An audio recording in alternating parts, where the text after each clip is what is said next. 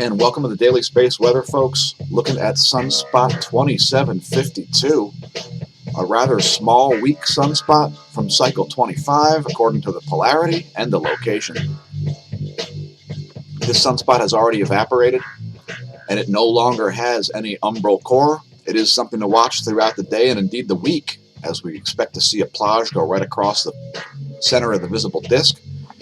We also see significant plasma filament activity here in both the southwestern limb under my pointer, the southeastern limb. We see a little bit of a tornadic activity going on over there, and some activity in the northwest also up here. Let's zoom in a little more on that sunspot, or what's left of the sunspot. Again, no umbra visible. Here's a synoptic map, and you can see it was named by Dahl right there. And we'll leave links to the synoptic map so our viewers can check it out if they like. Here's a view at 304 angstroms, and you can see you can't even see these filaments down here at this wavelength. And there's a close view of that sunspot, or the now plage region. And we've got a ton of stuff to cover, so let's keep it moving here. X-ray flux is still flatlined. We saw a little hump in it on the 11th as that active region started to rise, but nothing else. Here in the visible, you can see the umbra form and then go away. Right there, you see there is umbra. And right there, you see the umbra is gone. No dark spot. So that sunspot came and went more quickly than we could even report it, although it could reform. You know, magnetic environments can change with no warning. Here's a GOES X-ray imager.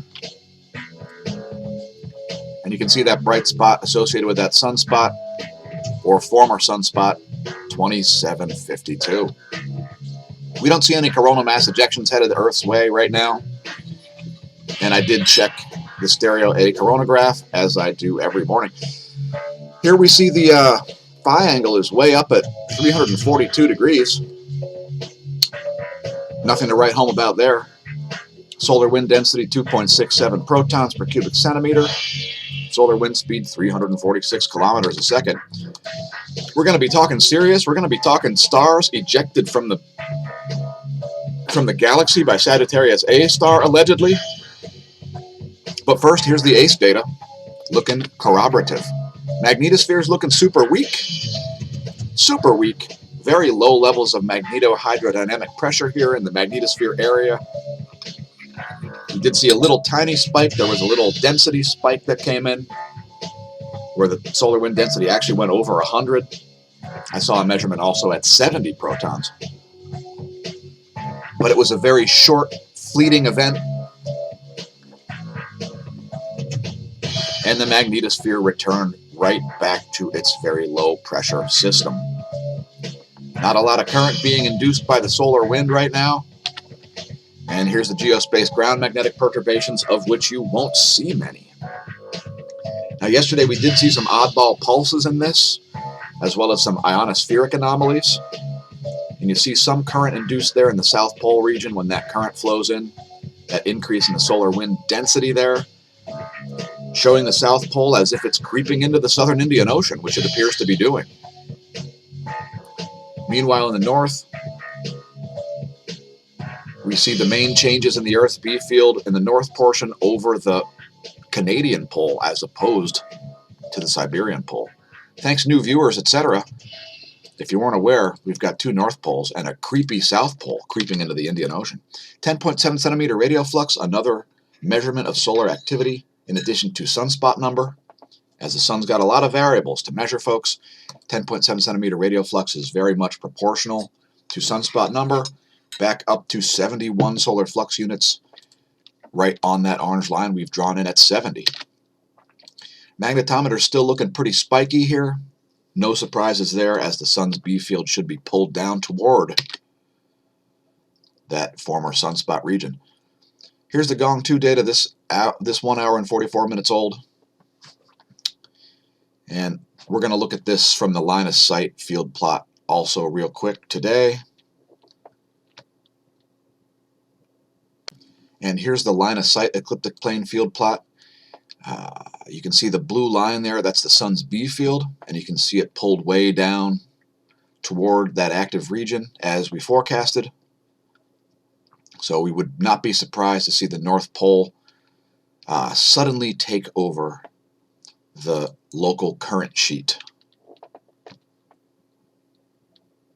And so back to the top view ecliptic plane field plot, that's the reasoning for my thinking that the crossing is going to happen sooner. It could have already happened. So expect to see continued spikiness in the GOES magnetometer. KP index has been at 0 for 9 hours, dropping down from 3 all the way down to 0. Down, down, down, as we see very weak magnetosphere. If you want to monitor cosmic rays yourself, we've left links to this network of cosmic ray stations site below the video. Next, we'll look at the GOES electron flux, and it's fairly cratered there. No real surprises there. Not too many electrons out there, as well as relativistic ones, shown here on the graph, looking pretty close to the middle of the range there. Here's the 6 hours of the ionosphere. This looked quite anomalous yesterday, a little bit odd today also, not quite as weird as it was yesterday. We do see some anomalous charge events in the Pacific Ocean, as well as big charge disparity there, right around Hawaii. We see an F-only layer there.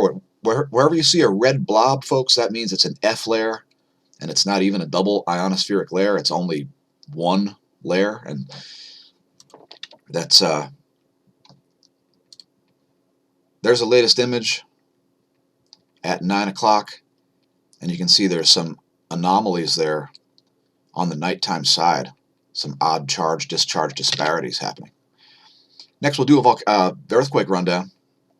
Going to show you everything over a 4 magnitude in the past 24 hours. So this one coming in at 10:10, almost exactly 24 hours from when we shot the video. It's 4:03. Do you know where your earthquakes are? This one coming in at 10:10 yesterday, universal time, a 5.0 at Indonesia to kick off the list. Here's a 4.9 at Indonesia, farther west there. And now we see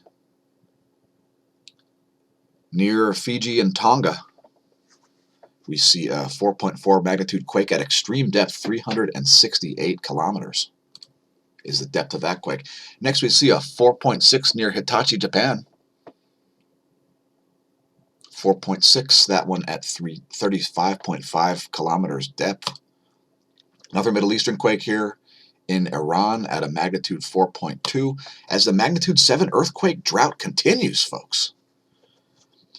I mean, we are massively overdue for a 7 magnitude earthquake, so if you live in a prone zone. Anyway, next, we see a 4.3 in Tajikistan. This one coming in at 14:09 yesterday, 4.3 in Russia.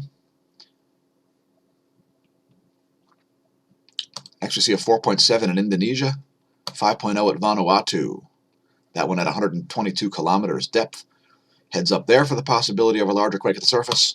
Here we see a 4.8 at Mauritius in the southern Indian Ocean.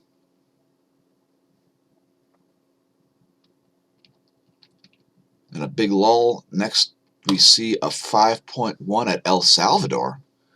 Pretty large quake for there. This one coming in at 21:35 yesterday evening, universal time. Next, we see a 4.0 at Peru, as Western South America is still my predicted spot for the magnitude 7 earthquake drought to end, folks.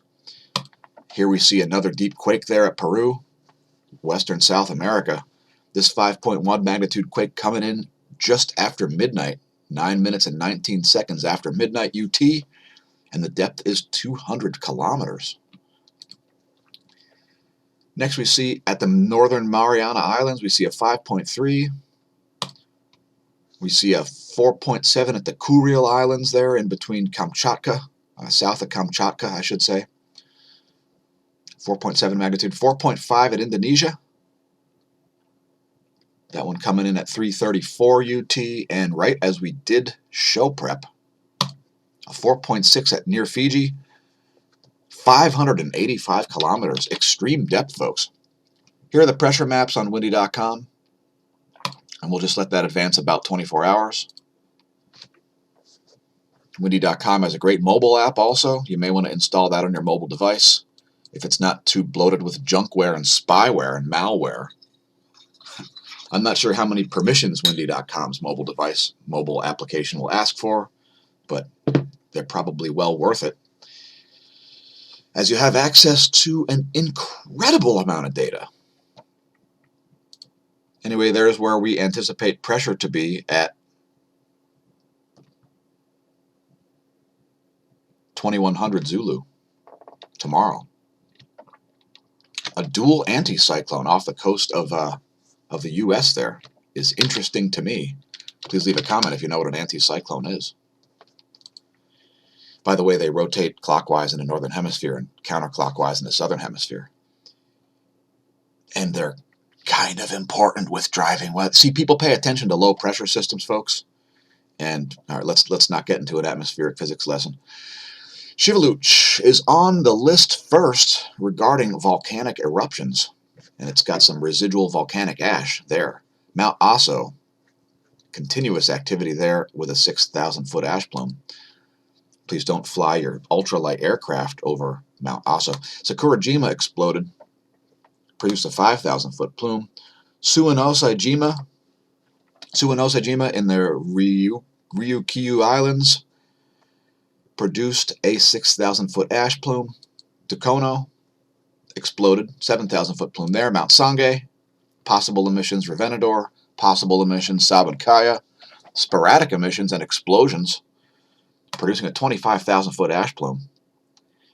Copahu, continuous emissions. And Nevados de Chilean exploding, once again, producing a 12,000-foot plume of ash. Please don't pole vault Nevados de Chilean. Here's where stuff is in the solar system. Milky Way galaxy team for the win.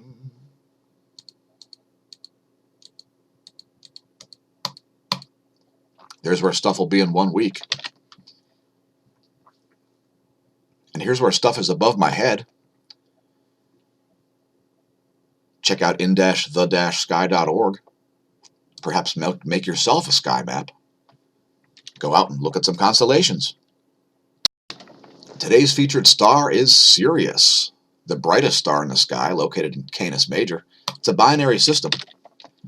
Let's talk about it real quick. It's one of the closer stars, located about 8.4 light years from Earth. Here's an image of it.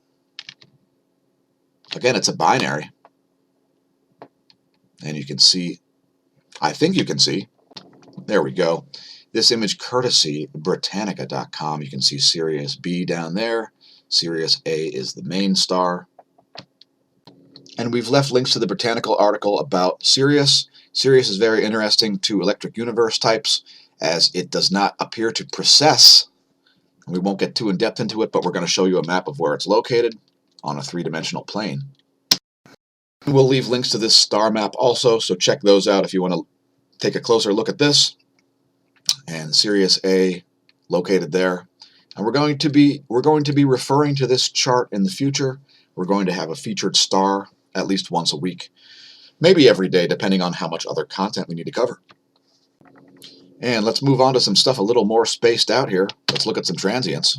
Let's look at Sagittarius A star and see what it's been doing as far as X-rays. There are the transient outbursts from the core of our local Milky Way galaxy. Next, we're going to look at Cygnus X1, believed by mainstream astronomers to be a, quote, black hole, end quote, famously bet on between Stephen Hawking and Carl Sagan. This is the first object to be widely accepted as a, quote, black hole, end quote. There are the transients from Cygnus X1, and it looks like we actually saw some pretty significant and dense bursts of transients there. This black hole located within our solar system, within the Milky Way galaxy. And let's look at some more. Next, Cygnus X3, otherwise known as Deneb, the tail of the swan, part of the summer triangle of constellations. There are the outbursts from Cygnus X3, largely believed to be the most reliable point source of cosmic rays in the entire sky. And this was discovered in 1972, basically through the world's first cosmic ray detector, give or take.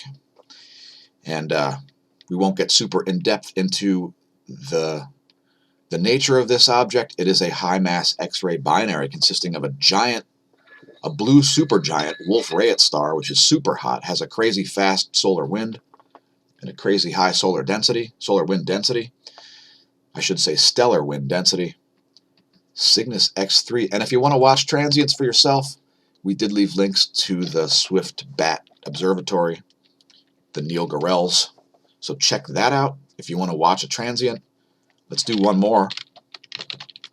Cygnus A, the massive radio galaxy, the second strongest source of radio signal in the entire sky, second only to the local yellow dwarf, known as the Sun. And we do see some pretty significant transients out of Cygnus A. Very high outburst from Cygnus A there in form of X-rays. So another interesting series of data shown right here. And again, if you want to follow this stuff yourself, check out the Neil Gorel Swift Observatory. Lots and lots of objects. And they're always adding to the list. I think we're up to 1,026 objects now. Next, we'll look at lightning maps. It's lightningmaps.org. Do you hear thunder overhead? If so, check out lightningmaps.org. You get real-time data. And we've got a lot more stuff to cover, so let's keep it moving here. Here's a U.S. Doppler radar map. I'm going to play that animation for you as part of our value-added services, folks. We see snow continuing to fall in the northern U.S., some of it creeping down into Pennsylvania as we see frigid temperatures. Here's the current scenario. Let's advance that. Extremely cold temperatures. You're looking at temperature anomalies here in New England of 20 degrees Celsius below normal. As that cold pulse finally makes its way through, it's going to remain well below normal.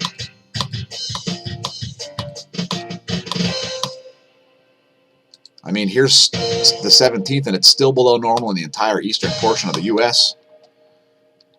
We got hard freezes galore. Let's take a look at weather.gov.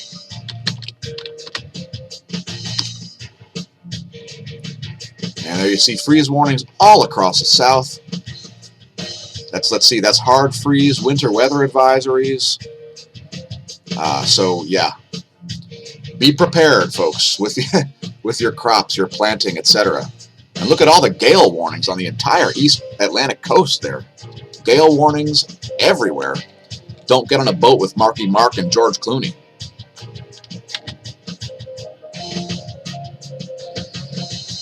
Let's talk climate change. Now, who knows about polar bears? Who's worried about polar bears? Well, polar bears are one of the world's top predators. And if you're wondering why polar bears invade cities, it's because when it gets too cold for polar bears to get through the ice to get to their favorite food source, known as seals, they tend to invade towns. They do stuff like go through restaurant trash. Because when it's too cold, they can't get through the ice to the food. And by the way, polar bear populations are not dwindling. They're actually quite high. Anyway, we've left this article in the links below the video where they refute themselves in the first paragraph. Climate warnings from the distant past. Sea levels rose 10 meters above present levels during Earth's last warm period 125,000 years ago. They forgot about the medieval warm period? Did they forget about the Minoan warm period? So I don't know. It's probably another article talking about carbon dioxide and stuff. Let's talk about carbon dioxide. Do you see a correlation between carbon dioxide and temperature? I certainly don't. Here's the last 600 million years of carbon dioxide versus temperature.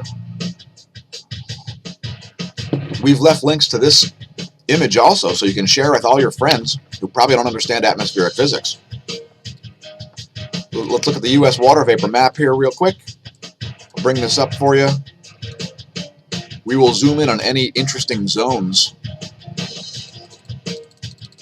And there indeed is an interesting zone over the Southern Rockies. The Southern Rockies, a place where people are zoned out. Shout out Howard! Shout out for being so anomalous. And thanks for leaving comments yesterday, Oppenheimer Ranch Project.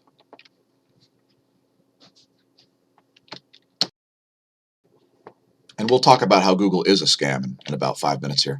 But first, we'll show you this zoomed in area. And we see this collision between dry and moist air here over, let's see, what is that?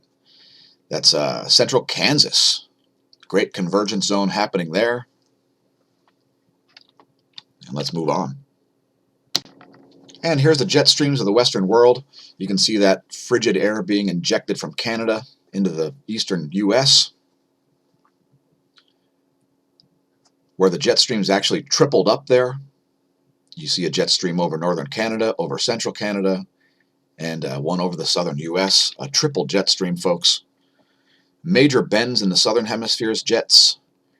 Here's the eastern world.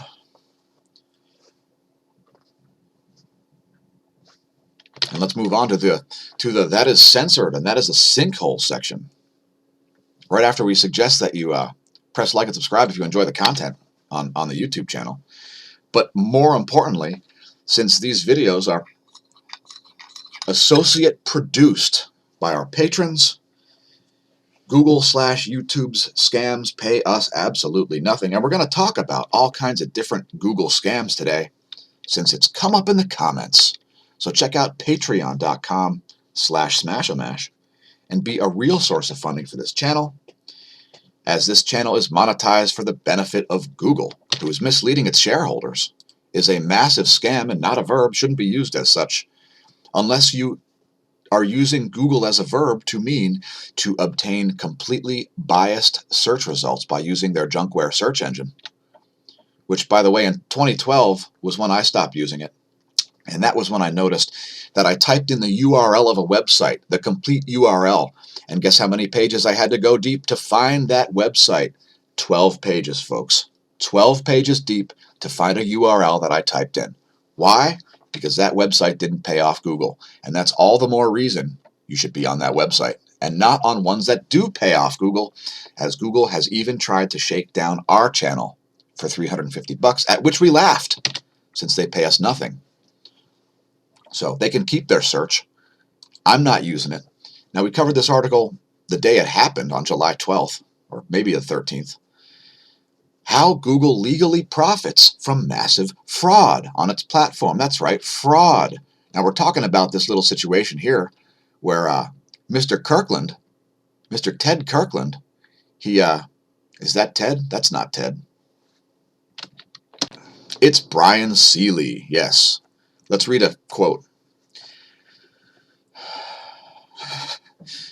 Mr. Seeley successfully recorded 40 calls in a single day made to the FBI and Secret Service. That's right. He wiretapped the FBI and Secret Service using Google Maps listings. And we're not going to talk about it, but we've linked to the article, so read it, especially if you think Google is legit.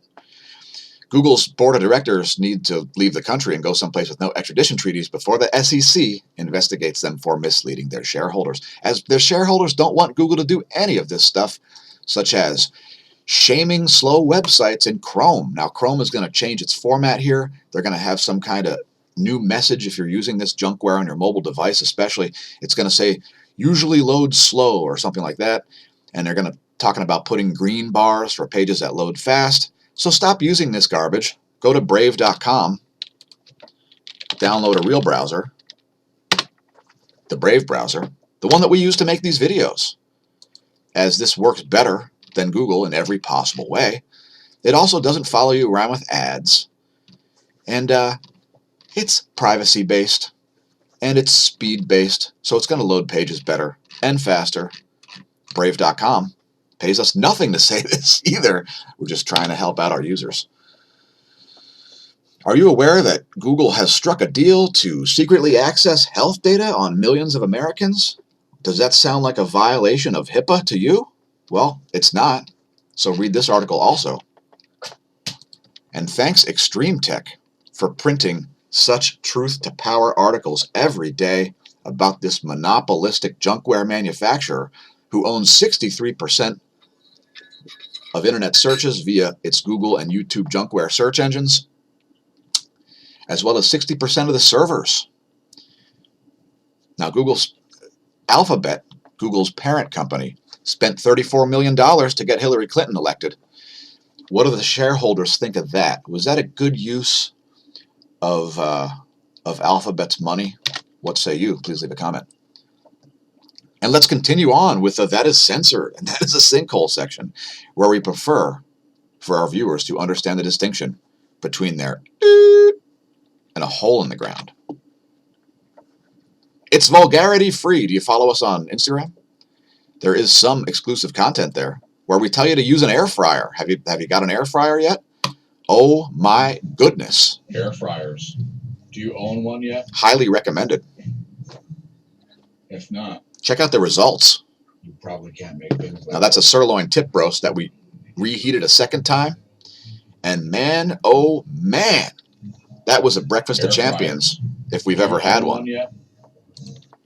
So check us out on Instagram. We do keep some exclusive content across all platforms except mainly Twitter. We do also exist on BitChute as a failsafe in case YouTube decides to delete our channel, which is something that could happen at any moment, as we are so critical of their scams, fraud, abuse, etc. Also check us out on Minds.com, the social media alternative to Facebook. Facebook, another leading manufacturer of junkware. You remember in the 90s and 2000s when you couldn't find a glitch, error, or bug in a piece of software, and now you can't find a piece of software that even works as advertised? If it's free, it's because you're the product. Anyway, we're also on Gab, which I believe is an alternative to Twitter. We're going to start using it this winter. Thanks Smash Team for viewing the video. And stay tuned for a couple of bonus features as we're still not done. Let's talk about Ubuntu real quick. Check out Ubuntu.com if you want to resurrect an old computer. Now, if you think your computer is dead, think again. Especially if you have a media drive. Go up here, download this software for free, make yourself a boot disk, profit, set up a new purpose-built computer. Maybe you need a new MP3 player someplace. Maybe you need something to monitor your security cameras, or who knows. Resurrect an old computer. It could be fun. And thanks Smash Team once again for viewing in and tuning in and subscribing and etc. And we're busting out more articles here. Here's one from Science Alert. Oxygen on Mars is behaving in a way scientists can't explain. Now, at first they thought it was some kind of a device anomaly, as the oxygen levels, which are very, very low. We're not talking about breathable air here on Mars or anything, folks, but we are talking about a 30% seasonal fluctuation in the oxygen on Mars. No known mechanism can do that. And folks are trying to figure it out, as it's kind of an odd measurement that was not expected to be seen. Have you ever heard of S5 HVS1? Well, this appears to be a star that was ejected by the galactic core at a very high speed. I'm not sure what the speed is, I forget, but here's an animation. We'll make sure we only play 8 seconds of this because we don't want to have the video demonetized. As if that's going to matter anyway. As, just to repeat, Google and YouTube pay us nothing for this content. Anyway, there's a star, a giant blue star probably, getting ejected from the galaxy. Here's the path it took from this zoomed out view of the galactic plane. Let's just say it's moving at a high speed. Now, I've known about neutron stars that appear to be moving at these kind of incredible speeds through space since the mid-90s, but a lot of folks are not aware that stars have the ability to act like comets. So read the article. We've left links to it. Galactic Heart of Darkness ejects star at over 3.5 million miles per hour. Let's talk California. Now, California's got, shall we say, some leftist policies going on. Code Brown, Code Brown. This woman had poop poured on her head. Some homeless guy pulled her out of her car and poured an entire bucket of poop all over her. And she'll be going for all kinds of testing for the next several months. Bernie says, now is the moment to fundamentally transform our racist and broken criminal justice system by ending mass incarceration, the failed war on drugs, and the criminalization of poverty. How about the criminalization of socialism? Oh, what's that? Socialism's perfectly legal? I know. It's pretty scary, right? And it's the final bonus feature. We're looking at former Sunspot 2752, which is already devolved into a plage. There it is in the colored magnetogram. You can see it's being led by a South Pole-oriented polarity there, shown in yellow, indicating it's Cycle 25. So welcome to Cycle 25. Welcome to the Neo-Renaissance. Thanks for tuning in. We are out. Remember, when you're staring at the sun, don't drink. And if you drink, stare at the sun anyway. Just don't drive. And since it'll never be now again, may that solar wind be at your back and that atherosclerosis absent from your veins.